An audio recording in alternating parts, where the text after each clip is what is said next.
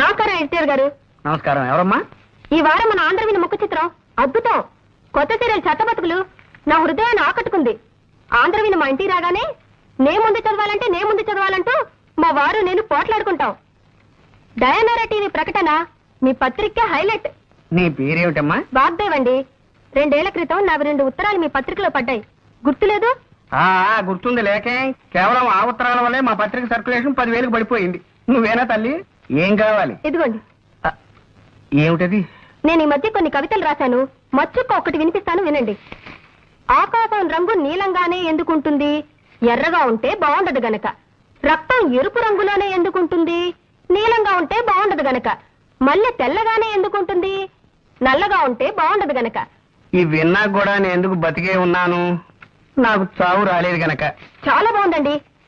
ఈ వాక్యాన్ని కూడా కలుపుతాను, వీటిని మీ పత్రికలో వేయించండి. చేతులు తగిన కోళ్ళకు నువ్వే నా వెనకత్త తిరుగుతున్నావే? ఏమైందే అలా అరుస్తున్నావు?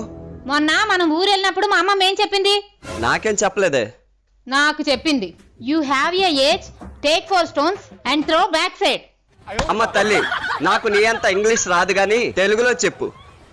ఏం చెప్పిందంటే వయసు ఉన్నప్పుడే 4 రాళ్ళు వెనకేసుకోమంది. నేను బజార్కి వెళ్తున్నానా, అప్పుడే నాకు కరెక్ట్ గా 4 రాళ్ళు కనిపించాయి. అప్పుడు మా అమ్మమ్మ చెప్పిన మాట గుర్తొచ్చి ఆ 4 రాళ్ళు వెనక్కేశాను. ఇంతలోనే తోవలో వెళ్తున్న ఆవిడ నెత్తి మీద పడ్డాయి. దానికే గొడవాడేస్తుంది. ఆవిడకి ఏమైనా అయిందా? ఏమీ అవలేదండి, ఇక్కడ నుండి ఇక్కడ వరకు చిన్న దెబ్బ తగిలింది.